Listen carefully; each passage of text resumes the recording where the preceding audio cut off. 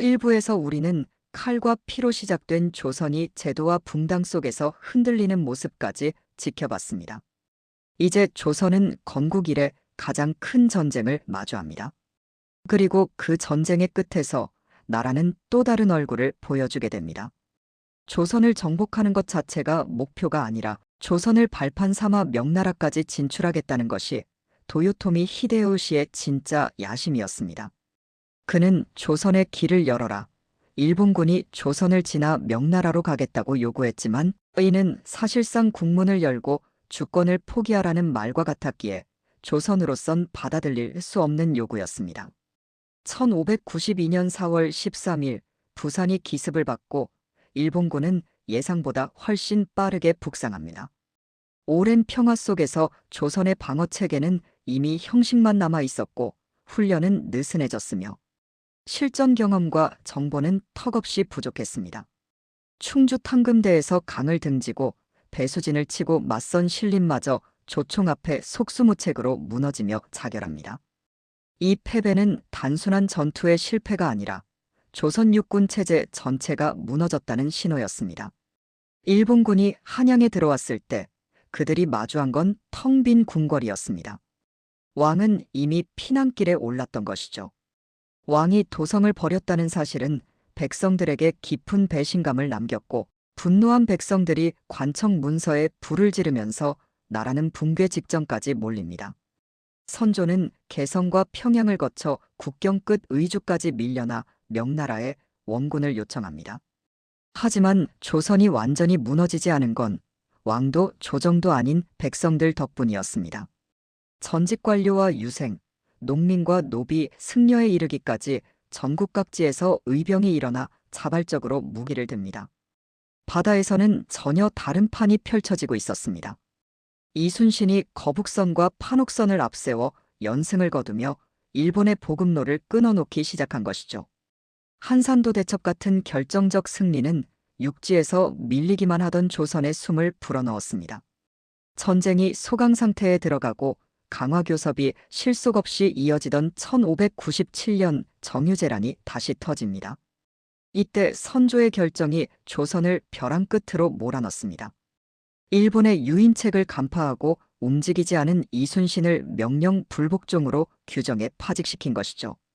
후임 원균이 이끈 조선 수군은 7천량에서 괴멸적인 패배를 당하고 바다는 순식간에 일본의 손에 넘어갑니다.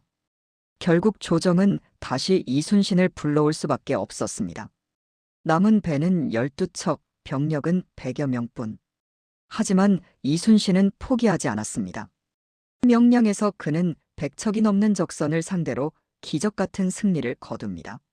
이 승리는 단순한 전술적 승리를 넘어 조선이 아직 살아있다는 증거였습니다.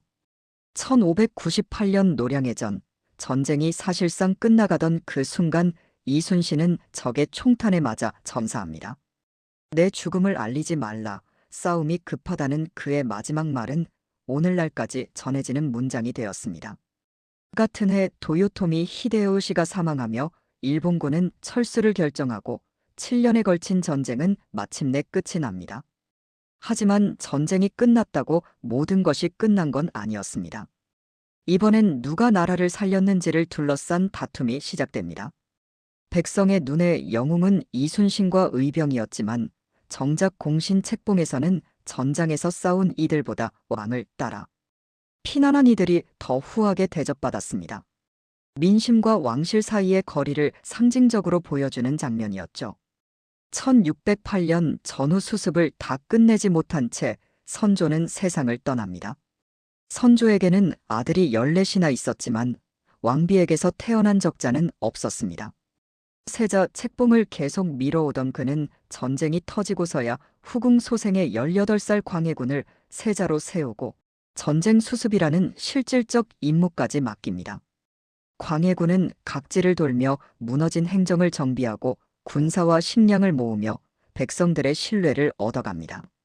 그런데 전쟁이 끝나고 나라가 안정을 찾을 무렵 선조는 새 왕비 임모광후를 맡고 그 사이에서 적자, 영창대군을 얻습니다.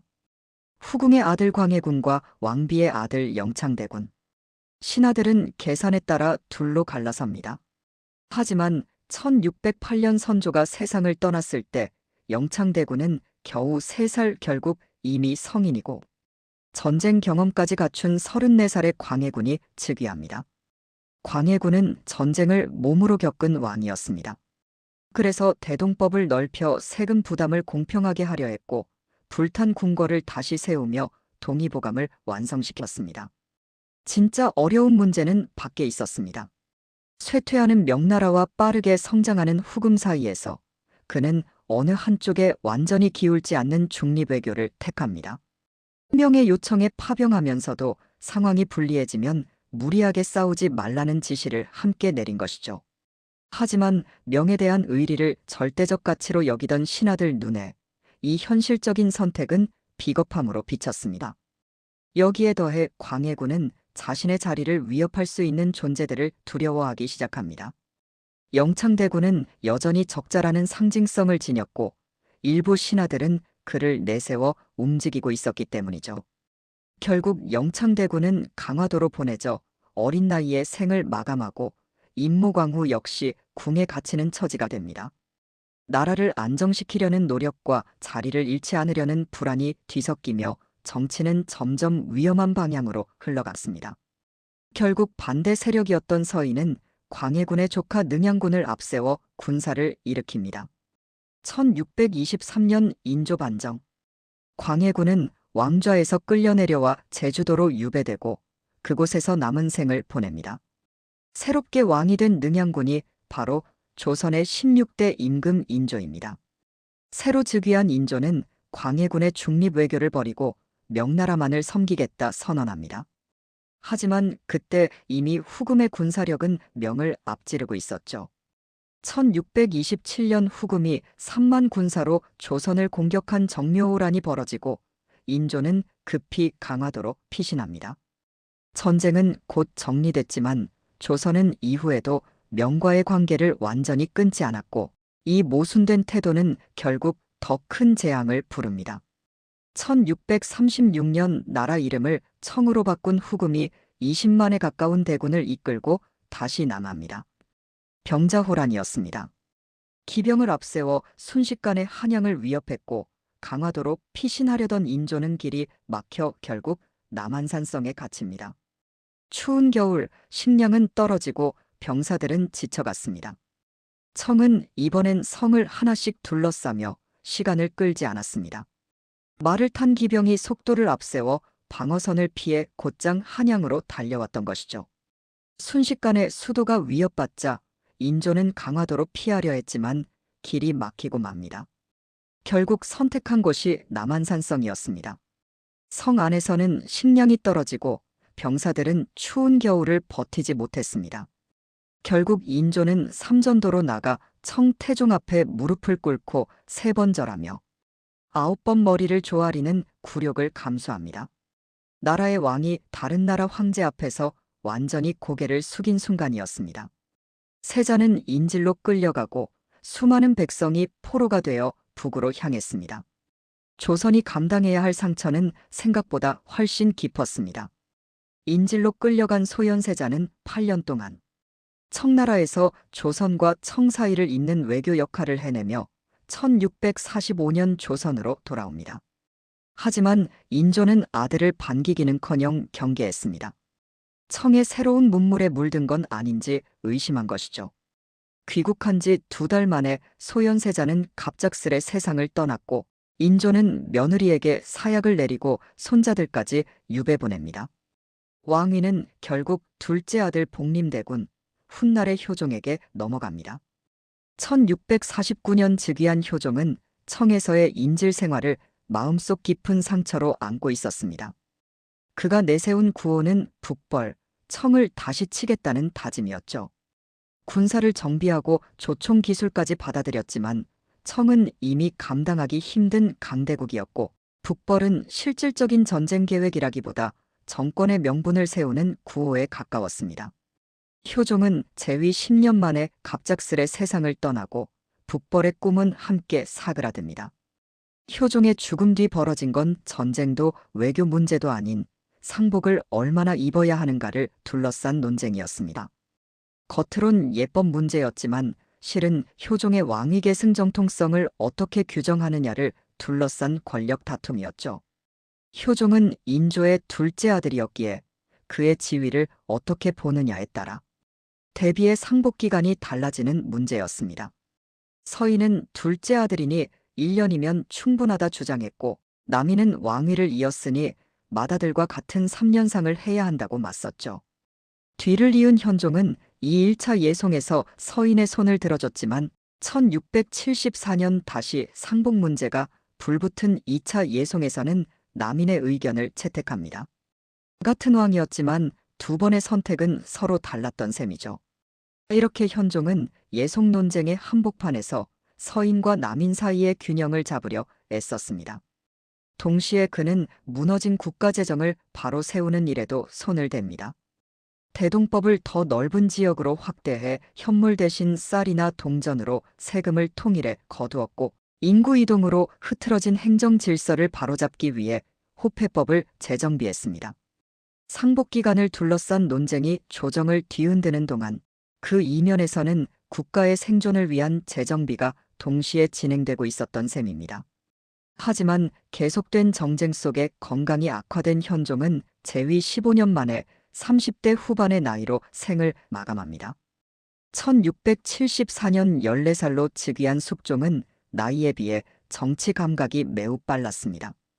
그는 황국이라는 방식을 즐겼습니다. 한쪽 세력이 지나치게 커지면 갑자기 정권을 통째로 뒤집어 다른 세력을 불러들이는 방식이었죠. 서인이 강해지면 남인을, 남인이 강해지면 다시 서인을 부르는 식으로 어느 쪽도 왕을 넘볼 수 없게 만들었습니다. 이 정치극의 중심에 후궁장 씨가 있었습니다. 그녀가 아들을 낳자 숙종은 그를 후계자로 세우고 장 씨를 높은 자리인 빈으로 이후 중전 자리까지 올립니다. 반대하던 서인의 거두 송시열은 유배를 떠나야 했고 전국은 남인 중심으로 재편됩니다. 하지만 숙종의 마음은 한 곳에 오래 머물지 않았습니다. 시간이 흐르며 그는 다시 최숙빈에게 마음이 기울었고 쫓아냈던 인현왕후에 대한 그리움도 함께 커졌습니다. 결국 장 씨는 중전 자리에서 내려오고 인현왕후가 다시 왕비 자리에 오르며 권력의 중심이 또 한 번 뒤집힙니다. 이후 장 씨가 궁 안에 몰래 제단을 차려놓고 인현왕후를 저주했다는 사실이 드러나자 숙종은 한때 누구보다 사랑했던 여인에게 사약을 내립니다. 왕의 총애는 곧 권력이었고 그 권력이 거두어지는 순간 목숨도 함께 사라졌습니다. 그 아들 훗날의 경종은 어린 시절 어머니가 아버지의 명으로 죽어가는 과정을 지켜봐야 했습니다. 몸이 약하고 자식이 없던 그를 두고 숙종은 생전에 동생 연인군을 후계자로 정해달라고 신하들에게 미리 부탁해둡니다. 경종이 즉위한 뒤 그를 지지하는 소론과 연인군을 미는 노론의 대립은 극에 달했고 경종은 37살에 세상을 떠납니다. 동생의 독살설이 오랫동안 그를 따라다녔지만 확실한 증거는 남지 않았습니다. 1724년 즉위한 영조는 무술이 출신 어머니 때문에 평생 정통성 문제에 시달렸습니다. 그래서 누구보다 성실했고 노론과 소론을 가리지 않고 능력 있는 인재를 쓰겠다는 탕평책을 밀어붙였습니다. 군포 부담을 절반으로 줄인 균역법을 시행하며 백성의 삶을 조금이라도 안정시키려 했죠. 그는 조선 왕들 가운데 가장 오래 살고 가장 오래 재위한 임금이었습니다. 하지만 그의 인생에는 지울 수 없는 사건이 남습니다. 아들 사도세자의 죽음입니다. 사도세자는 어릴 때부터 활쏘기와 무예를 좋아했지만 영조는 학문과 예법을 무엇보다 중요하게 여겼습니다. 두 사람의 성향은 점점 어긋났고 대리청정을 맡아 아버지를 대신해 정사를 살피던 세자는 계속된 질책 속에서 점점 불안정해져 갔습니다. 세자의 잘못을 고발하는 사건이 겹치며 조정 분위기는 순식간에 살벌해졌고 결국 영조는 신하들 앞에서 아들에게 스스로 목숨을 끊으라 명합니다. 세자가 따르지 않자 그는 아들을 쌀을 담던 뒤주에 가두어 버립니다. 여드레가 지난 뒤 28살의 사도세자는 그 안에서 숨을 거둡니다. 아버지가 아들을 가두어 죽게 한 이 사건은 조선 역사에서 가장 충격적인 장면으로 남게 됩니다. 아버지의 죽음을 11살 나이에 직접 지켜본 아들이 바로 정조입니다. 감정을 함부로 드러내지 않고 오직 학문에 매달리며 때를 기다린 그는 1776년 즉위식에서 신하들 앞에 또렷이 선언합니다. 나는 사도세자의 아들이다. 자신의 뿌리를 숨기지 않겠다는 선언이었죠. 왕이 된 정조가 가장 먼저 착수한 일은 사람을 키우는 것이었습니다. 그는 규장각이라는 기관을 세웁니다. 단순한 도서관이 아니라 왕을 보좌할 젊은 인재를 기르는 곳이었죠. 이곳에서는 출신을 따지지 않았습니다. 서자 출신이든 신분이 낮든 능력이 있으면 뽑았고, 박제가와 이덕무 같은 학자들이 이곳에서 활동했으며 정약용 같은 뛰어난 인물도 기회를 얻었습니다. 그전까지 가문이 중요했다면 정조는 실력을 보려 했던 것입니다. 왕을 직접 호위하는 별도의 군사조직 장용영도 새로 만듭니다. 혹시라도 반대 세력이 군사를 이용해 왕을 위협하지 못하게 하려는 장치였죠. 정조는 정치뿐 아니라 군사력까지 손에 쥐고 싶어 했습니다. 경제정책에도 손을 떼 특정 상인만 물건을 독점해 팔던 구조를 풀어 백성이 자유롭게 장사할 수 있도록 한 신의 통공을 시행합니다. 장사의 기회가 넓어지며 상업도 조금씩 활기를 띠기 시작했죠.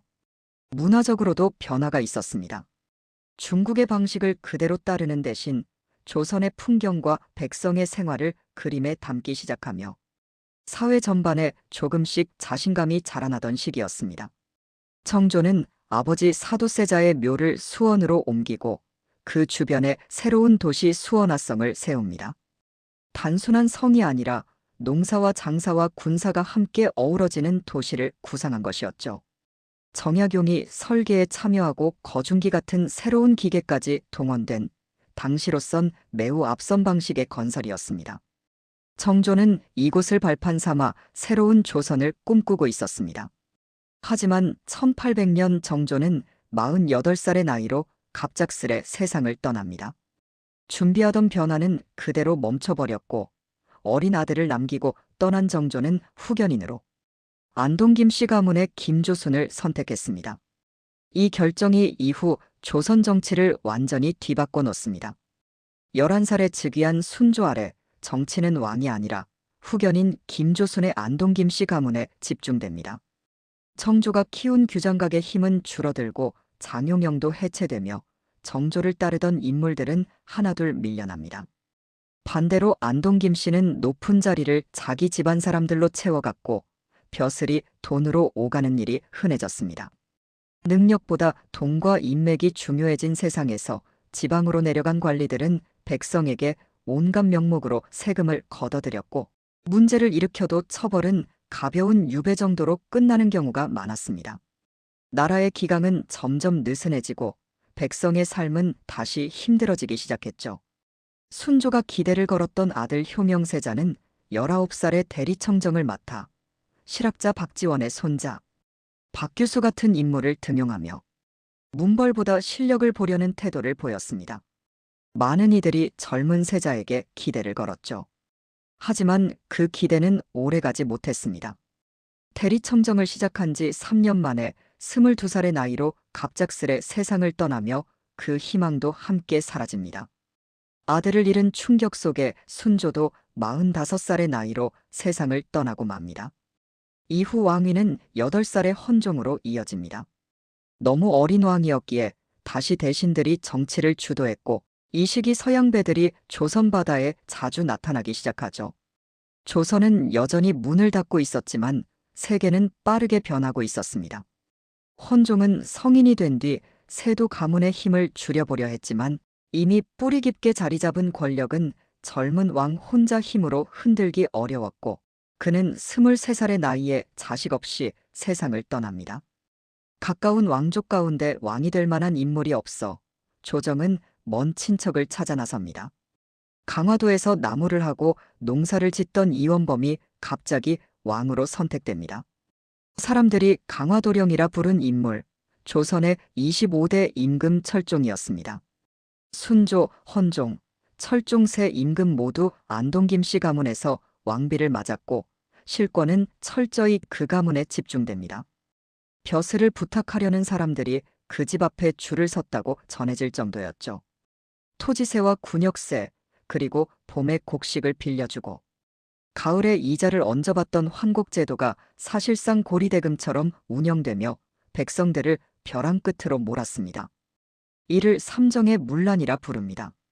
결국 1862년 진주에서 시작된 농민항쟁이 전국 각지로 번져나갑니다. 1863년 철종이 후사 없이 세상을 떠나자 12살의 고종이 즉위하고 그의 아버지 흥선대원군이 섭정을 맡습니다. 흥선대원군은 안동 김씨 세력을 밀어내고 붕당의 근거지였던 서원을 대거 정리하며 양반에게도 군포를 부과하는 호포제를 시행합니다. 하지만 화폐 남발과 경복궁 재건 과정에서의 무리한 부담은 백성의 불만을 키웠고 서양의 통상 요구를 거부하다 병인양요와 신미양요라는 두 차례의 무력 충돌까지 겪습니다. 고종이 친정을 시작하고 명성황후가 정치 전면에 나서면서 흥선대원군은 권력에서 물러납니다. 그리고 1876년 일본이 군함을 끌고 강화도 앞바다까지 와 무력을 앞세워 압박하자 조선은 강화도 조약을 맺으며 문을 엽니다. 스스로 연 것이 아니라 사실상 떠밀려서 연문이었죠.